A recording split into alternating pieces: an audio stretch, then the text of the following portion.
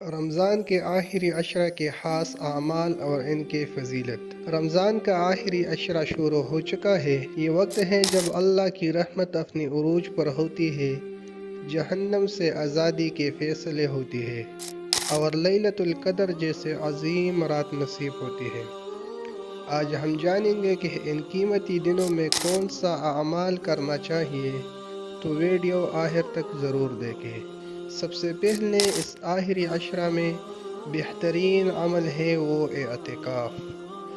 نبی کریم صلی اللہ علیہ وسلم نے فرمایا، جو شخص اللہ کی رضا کے لیے ایک دن کا اعتکاف کرتا ہے، اللہ تعالیٰ اس کے اور جہنم کے درمیان 3 خندقوں کا فاصلہ کر دیتا ہے، اور ہر خندق کا فاصلہ مشرق و مغرب کے فاصلے سے بھی زیادہ ہے۔ دوسرا جو عمل ہے اس آخری عشرہ میں وہ ہے لیلۃ القدر۔ لیلۃ القدر 1000 مہینوں سے بہتر رات ہے۔ لیلۃ القدر کی رات 83 سال کی عبادت کے برابر ہے۔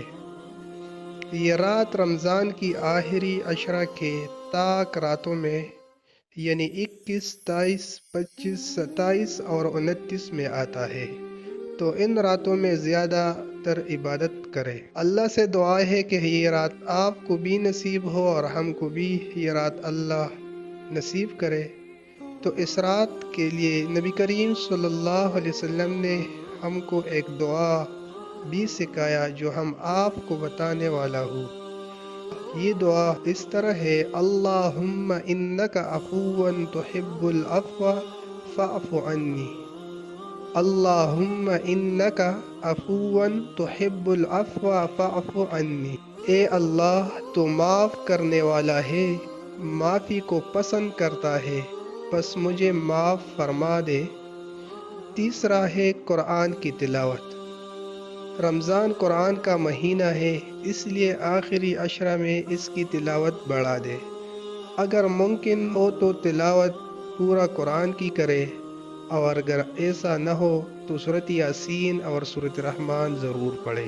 حدیث شریف میں نبی کریم صلی اللہ علیہ وسلم نے فرمایا، قرآن قیامت کے دن اپنے پڑھنے والوں کی شفاعت کرے گا۔ چوتھا جو عمل ہے اس آخری عشرہ میں صدقہ اور خیرات کی زیادہ اہتمام کرے۔ اور پانچواں جو عمل ہے تہجد، یہ بھی اللہ سے خاص بات کرنے کا وقت ہے، وہ تہجد کا وقت ہے۔ رات کے وقت ایک شخص تہجد پڑھ رہا ہے، سجدے میں کڑکڑا کر رہا ہے۔ آخری عشرہ میں تہجد کو معمول بنا لے، کیونکہ اللہ تعالیٰ رات کی آخری حصے میں خاص تجلی فرماتا ہے۔ یہ موقع بار بار نہیں آتا ہے، یہ آخری عشرہ قیمتی ہے، شاید یہ ہمارا آخری رمضان ہو، اس لیے زیادہ سے زیادہ نیک اعمال کرے۔ اگر ویڈیو پسند آئے تو لائک کرے، شیئر کرے اور سبسکرائب کرنا مت بھولے۔ اللہ ہمیں لیلۃ القدر نصیب کرے اور ہمارا عبادات قبول فرمائے۔ آمین ثم آمین۔